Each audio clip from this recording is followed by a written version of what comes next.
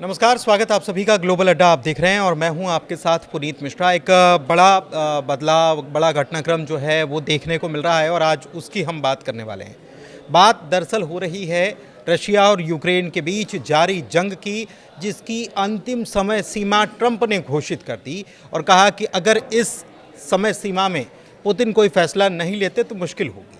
और इसी को लेकर एक नया अपडेट सामने आया। अपडेट ये है कि विशेष दूत स्टीव विटकॉफ जो हैं वो पहुंचे हैं पुतिन से मुलाकात करने के लिए। लेकिन क्या पुतिन मान गए हैं या ट्रंप ने जो धमकी दी थी या जो चेताया था पुतिन को कि अगर आपने इस पर कोई फैसला नहीं लिया तो आने वाले वक्त में मुश्किल आ सकती है, और केवल आप ही के लिए नहीं बल्कि आपके उन सहयोगियों के लिए जो आपसे व्यापार करते हैं, यानी कि सेकेंडरी टैरिफ लगाएंगे। तो इस मुलाकात में क्या कुछ रहा है, क्या पॉइंट्स रहे हैं, क्या पुतिन माने हैं, इन सब चीज़ों को समझते हैं। मेरे सहयोगी अंकुर जी मेरे साथ मौजूद हैं, सीधे उनके पास चलते हैं। सर, ये मुलाकात बहुत लंबा इंतज़ार हो रहा था, कई प्रकार की कोशिश, कई बार की कोशिश हुई, लेकिन अब ये मुलाकात हुई है। क्या लग रहा है आपको? देखिए, ऐसा लगता है पुनीत के कुछ तो बात हुई है और बात ये हुई है कि शायद अब एक सीज़ फायर का एक माहौल तैयार हो रहा है, एक मैदान तैयार, पिच तैयार की जा रही है। और क्योंकि जिस तरह से स्वागत किया पुतिन ने स्टीव विटकॉफ का, और फिर अजीत डोवाल जो भारत के एनएस से हैं वो भी वहीं पे हैं, और फिर बार बार जो इंडिया पे प्रेशर डाला अमेरिका ने कि मैं टैरिफ बढ़ाने वाला हूँ, पहले 25% लगाया फिर बढ़ा दूँगा। तो ये तमाम बातें इस बात की ओर इशारा कर रही थी कि कहीं ना कहीं पर्दे के पीछे कुछ चल रहा है। तो पर्दे के पीछे जो चलने की उम्मीद है वो ये है कि शायद सीज़ फायर पर बात बन गई है, उसका ऐलान होना बाकी है। तो अभी जो माहौल है उसे देख के लगता है कि शायद अब ऐलान जल्दी हो सकता है 1-2 दिन में। और इसमें जो महत्वपूर्ण भूमिका है वो ये है कि पुतिन मान गए हैं, पुतिन को मना लिया गया है कैसे दाएँ बाएँ करके। तो पुतिन इस बात के लिए राज़ी हो गए कि ठीक है भाई, मैं 1-2 महीने की या कम से कम 50 दिन की एक सीज़ फायर कर लेता हूँ। 50 मतलब ये युद्ध शांति नहीं है, ये सीज़ फायर मतलब कुछ दिन के लिए हो सकता है। हाँ, है ना? कुछ दिन के लिए हो सकता है ये। हाँ। आप स्थायी तो नहीं मान सकते, क्योंकि स्थायी में तो बहुत सारी चीज़ें हैं। क्योंकि पुतिन ये भी मांगते हैं कि भाई पूरा जो बॉर्डर है वो पूरा डीमिलिटराइज हो, वहाँ पे कोई पेट्रोल सिस्टम की तैनाती ना हो, और मेरा जो पैसा यूरोप में ब्लॉक है, यानी कि जो रूस का पैसा ब्लॉक है वो डीफ्रीज किया जाए, रूस पर प्रतिबंध हटाए जाए, और जो उसके इलाके कब्जे में, रूस के कब्जे में जो इलाका है वो वापस वो नहीं करना चाहता। तो ये तमाम दिक्कतें हैं जिनका मुझे नहीं लगता कि इतना आसानी से हल होगा। फ़िलहाल जो प्रॉब्लम है वो ये है कि सीज़ फायर एक फौरी तौर पे हो जाए, क्योंकि जैसा कि पता होगा कि आज की बात है, आज सुबह शायद ओडिशा में रूस ने एक अटैक किया था वहाँ पे। तो अटैक रूस के लगातार जारी है, कुछ ड्रोन अटैक्स भी है, कुछ मिसाइल अटैक भी है। तो ये तमाम अटैक्स अभी भी जारी हैं। तो फिलहाल फौरी तौर पर अमेरिका भी यही चाहता है, यूक्रेन भी यही चाहता है, यूरोप भी यही चाहता है कि कुछ 40-45 दिन का एक मामला रफा दफा हो जाए। ठीक है, 40-45 दिन का मामला जो है वो हो सकता है। एक चीज़ और मैं आपसे समझना चाह रहा हूँ कि ज़ेलेंस्की जो हैं वो बड़े खुश नज़र आ रहे हैं। वो खुश इस बात से हैं, उनका ये कहना है कि जब तक रूस का पैसा ख़त्म नहीं हो जाता तब तक वो बाज नहीं आने वाला। और अमेरिका ने जो बात कही है, एक तो हथियार भी अमेरिका दे रहा है और दूसरी तरफ अमेरिका ये भी कह रहा है कि अगर आपने कोई डील नहीं की या युद्ध विराम पर कोई शांति या कोई सहमति नहीं बनती तो आपके लिए बहुत मुश्किल होगी। और ज़ेलेंस्की इस बात के इससे बड़े खुश हैं। देखिए, जो पुनीत आपने सवाल पूछा है उसका जवाब ये है कि जेलेंस्की इस समय मौज में है। मौज इन द सेंस कि अगर युद्ध विराम होता है तो उसका श्रेय भी वो खुद लेने की कोशिश करेंगे और अमेरिका को भी खुश करेंगे कि देखिए चलो मामला 15-50 दिन के लिए जान बची। और दूसरा मसला ये है कि जेलेंस्की को ये अपने आप को प्रोजेक्शन दिखाने में लगेगा पूरे यूक्रेन को कि देखो रूस का सारा माल ख़त्म हो चुका है, उसके बाद कुछ बचा नहीं। और जो हमने ड्रोन अटैक किया था रूस के अंदर जाके, वो भी एक बड़ी सफलता थी। और यूक्रेन जो है रूस के सामने बिल्कुल नहीं झुका। तो जेलेंस्की इस बात को इस तरह प्रोजेक्ट करने की कोशिश करेंगे। लेकिन सच्चाई क्या है? सच्चाई ये है कि अमेरिका, यूरोप और यूक्रेन, इनके पास रूस के साथ सीज़ फायर करने के अलावा कोई चारा नहीं है। उसकी वजह क्या है कि ट्रंप का वो बयान जिसमें उन्होंने ट्रुथ सोशल पे लिखा कि इंडिया और चाइना रूस की वॉर मशीन को फंड कर रहे हैं, उसको ईंधन दे रहे हैं। इसका मतलब ये था कि रूस के पास जो पैसा आ रहा है वो इसलिए आ रहा है क्योंकि चीन और भारत रूस से तेल खरीद रहे हैं। सवाल ये थोड़ी है कि कोई तेल के पैसे से रूस अपनी जंग लड़ रहा है। रूस जंग इसलिए लड़ पा रहा है, वो एक बड़ा देश है, उसके पास ज़्यादा हथियार हैं, वो उसकी जो टेक्नोलॉजी है कहीं ना कहीं वेस्ट के मुकाबले टक्कर की है, या वेस्ट को से भी कई मामलों में सुपीरियर है, इसलिए वो जंग लड़ पा रहा है। तो ऐसे में अगर सीज़ फायर होता है तो सबसे पहला तो श्रेय डोनाल्ड ट्रंप लेंगे। वो कहेंगे देखो मैंने एक और वॉर रुकवा दी। फिर जेलेंस्की खुश होंगे, जेलेंस्की कहेंगे कि देखिए यूक्रेन में मैंने कमाल कर दिया।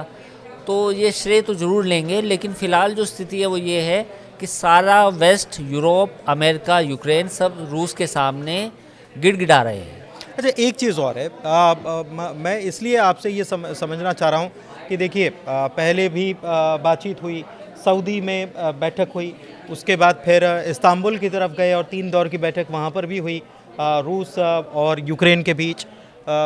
सऊदी में अमेरिका साथ में था और फिर इस्तांबुल गए तो फिर वहाँ क्या अमेरिका ने कह दिया कि मेरे बगैर कुछ होना जाना नहीं है।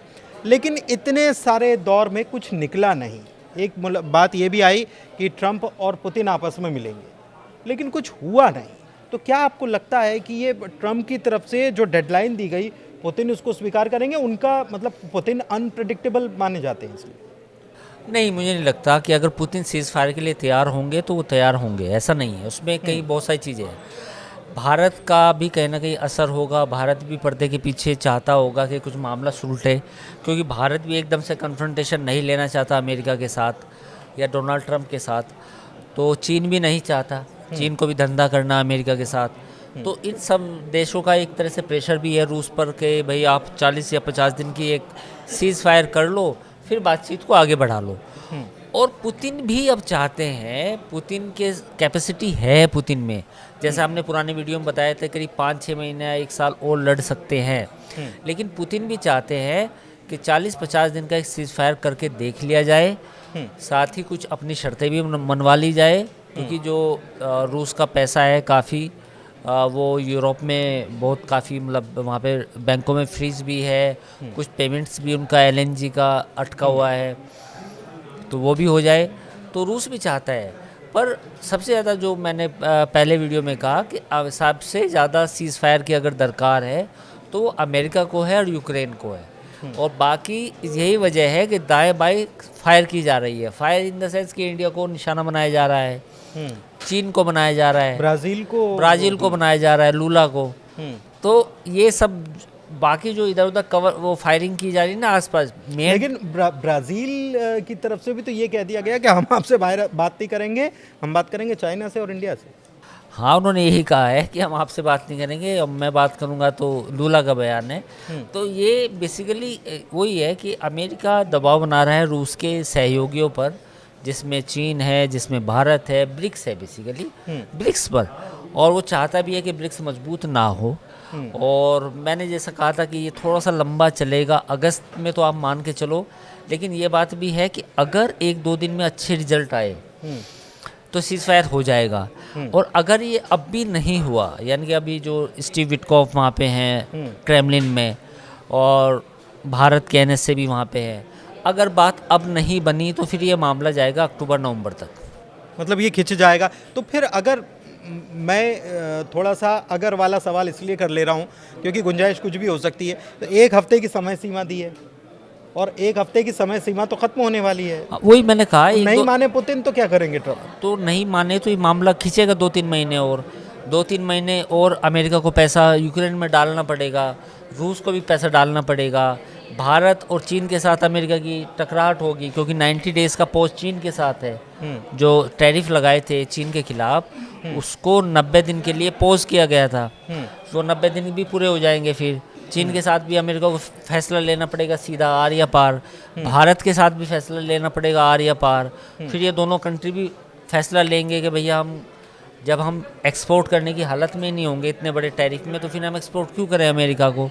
तो ये तमाम चीज़ें हैं। तो मुझे लगता है कि इन सब चीज़ों से बचने के लिए 1 हफ्ता का जो ये समय है, इसमें फैसला हो जाएगा। मतलब अमेरिका और मुझे का- उम्मीद इस बात की है, अभी 60% ये मान के चल रहा हूँ मैं कि शायद एक सीज फायर पर बात बन जाए। मतलब प्रेशर अमेरिका का नहीं है, प्रेशर अगर रूस पर है तो उसके बेसिकली सहयोगियों पर। हाँ, ये डोनाल्ड ट्रंप की टैक्टिक्स है। डोनाल्ड ट्रंप ने इंडिया पे प्रेशर डाल दिया, चीन पे डाल दिया, ब्राज़ील पे डाल दिया। टैरिफ हथियार है बेसिकली। नया जो अब अमेरिका का जो वेपन है वो टैरिफ है। तो उस टैरिफ का यूज़ करके वो इंडिया, चाइना, ब्राज़ील पर दबाव डाल रहा है कि भैया रूस को समझाओ, आपसे मेरी लड़ाई नहीं, धंधा कर लूँगा मैं आपसे बाद में, पर पहले रूस को सीधा करो। तो ये ऐसे है। अब रूस क्या करेगा, रशिया क्या करेगा? अब रशिया सोच रहा है, पुतिन सोच रहे हैं, दिमाग में क्या है वो एक अलग बात है। बट पुतिन पर कहीं ना कहीं दबाव चीन का भी है, भारत का भी है, ब्राज़ील का भी है, ब्रिक्स का भी है, और फिर इंटरनल दबाव भी है कि क्या रूस इस लड़ाई को 2026 तक लेके जाना चाहता है। रूस को फैसला लेना होगा। तो इसलिए मुझे लगता है कि 60% चांसेस हैं अभी, जो हमारा एक तरह से एनालिसिस कहता है कि 60% चांसेस है कि सीज़ फायर अनाउंस हो सकती है कम से कम 30 या 40 दिनों की। अच्छा, एक चीज़ और है, बिल्कुल जल्दी मैं जानना चाहता हूँ आपसे कि भारत और पाकिस्तान के बीच में जो हुआ उसका श्रेय लेने की कोशिश हमेशा से कई बार, एक नहीं कई बार डोनाल्ड ट्रंप कर चुके हैं। और इसमें तो जब वो बात कर रहे हैं या दबाव बना रहे हैं और अगर सीज़ फायर हो जाता है तो पूरी दुनिया में डंका पीटते नजर आएंगे। नहीं, अब 36वीं बार मेरे ख्याल है शायद इंडिया के बारे में तो 36 टाइम्स हो गया है वो। तो अगर ये रूस के साथ भी कोई सीज़ फायर होती है तो 36 का 2 से 3600 मल्टीप्लाई कर लो। अच्छा 36 तो बहुत ज़्यादा हो जाएगा। हाँ, मेरे ख्याल है 72 हाँ, कम से कम 100 या 150 बार तो पुतिन ये डोनाल्ड ट्रंप बोल देंगे देखो मैंने लड़ाई रुकवा दी। तो ये तो हो सकता है। और ये मुझे लगता है तब तक होगा जब तक ट्रंप को नोबेल ना मिल जाए। तो मुझे लगता है कि जल्दी नोबेल मिल जाए उन्हें तो शांत हो जाएंगे। बातें भी हो सकता है कि बीच में ट्रंप ने जो पुतिन को लेकर कहा था वो जो है उनकी बातों में बदलाव आ जाए। वैसे ट्रंप पुतिन को लेकर ही नहीं, ज़ेलेंस्की को लेकर भी उन्होंने मस्खरा और न जाने क्या क्या उनको कहा था, तानाशाह तक बता दिया था, फिर पुतिन के बारे में भी कहा था। फिर हो सकता है कि आने वाले दिनों में बहुत अच्छे दोस्त हैं और दोस्ती फिर से एक बार ट्रंप को जो है वो याद आ जाए और कहते हैं कि पुतिन ने दोस्ती निभाने का काम किया है। खैर, इस खबर पर नज़र बनी हुई है। फिलहाल इस चर्चा को यहीं विराम देते हैं। चर्चा कैसी लगी ज़रूर बताइएगा। बहुत धन्यवाद। ग्लोबल अड्डा से जुड़े रहिए। नमस्कार।